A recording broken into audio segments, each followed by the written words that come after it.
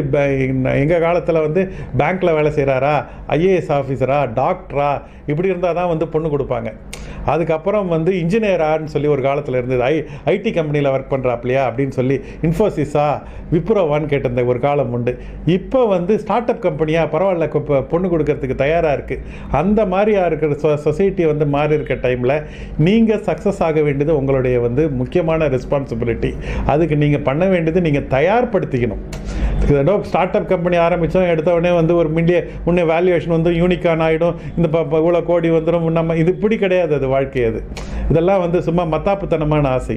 நீங்கள் வந்து ஒரு விதை போட்டால் அது வந்து செடி ஆகணும், செடி மரமாகவும், மரம் பூ பூக்கணும், காய் காய்க்கணும், அப்புறம் தான் பழம் பறிக்க முடியும். அது சும்மா வந்து ஓவர் நைட் ஒபாமா ஆகிறேன்னு சொல்லிட்டு எல்லாரும் கிளம்பிடுறானுங்க பிஸ்னஸ் ஆரம்பிக்கணும்னு சொல்லி. அப்படிலாம் ஒன்றும் ஆக முடியாது. It takes 20 years to become an over night success. அந்த மாதிரி அந்த 20 வருஷம் நீங்கள் பாடுபடுறதுக்கு நீங்கள் தயாராக